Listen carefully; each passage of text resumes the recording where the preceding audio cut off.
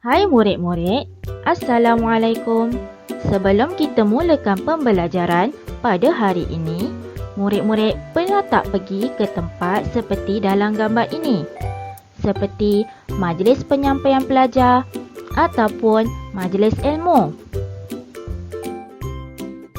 Oleh itu, untuk subjek akhlak tahun 5, pelajaran yang kedua, kita akan belajar mengenai adab dalam majlis.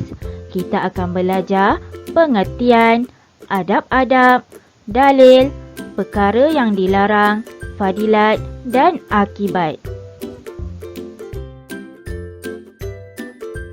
Pengertian majlis. Majlis ialah perhimpunan yang dihadiri oleh beberapa individu atau pelbagai lapisan masyarakat dengan tujuan tertentu.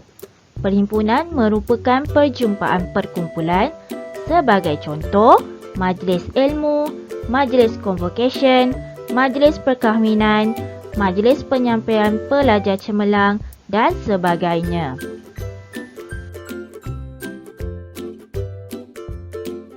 Adab-adab dalam majlis. Yang pertama, memberi salam iaitu Assalamualaikum dan berjabat tangan dengan orang yang berhampiran dengan kita.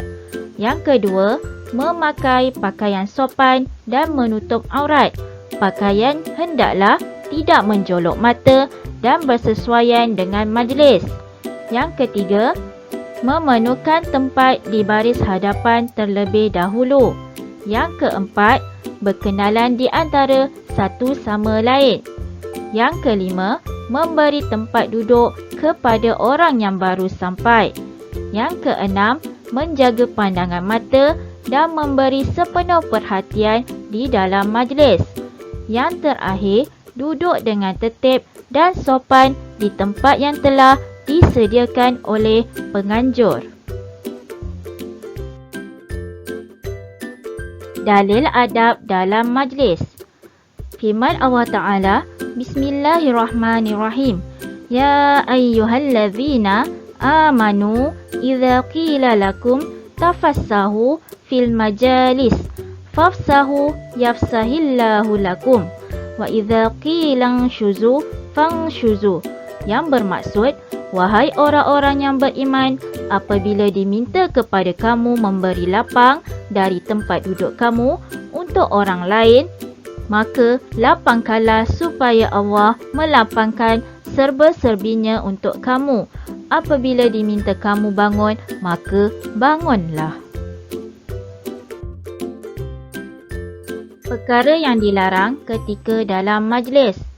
Yang pertama, mengganggu kelancaran majlis seperti membuat bising atau berborak dengan suara yang kuat sehingga mengganggu kelancaran majlis. Yang kedua, mencela orang lain seperti bergosip atau mengata keburukan orang lain. Yang ketiga, membuka keaiban orang lain. Yang keempat, mengganggu laluan. Sebagai contoh, duduk di tengah-tengah laluan orang lalu lalang dalam majlis dan tidak duduk di tempat yang telah disediakan oleh penganjur.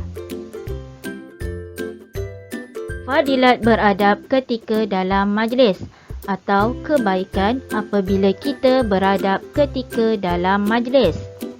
Yang pertama, mendapat keredaan Allah dan terpelihara daripada gangguan syaitan. Yang kedua, mewujudkan suasana harmoni dan tenang ketika dalam majlis. Yang ketiga, dapat menimbulkan kemesraan dan mengukuhkan silaturahim, persaudaraan dan perpaduan. Yang keempat, menjauhi prasangka buruk dan salah faham. Sebagai contoh, apabila kita berkelakuan buruk dalam majlis, orang akan memandang buruk kepada kita. Akibat tidak beradab ketika dalam majlis atau keburukan apabila kita tidak beradab ketika dalam majlis. Yang pertama, dibenci Allah dan Rasulullah. Yang kedua, masyarakat akan memandang serong kepada kita. Yang ketiga, tidak mendapat kepercayaan masyarakat.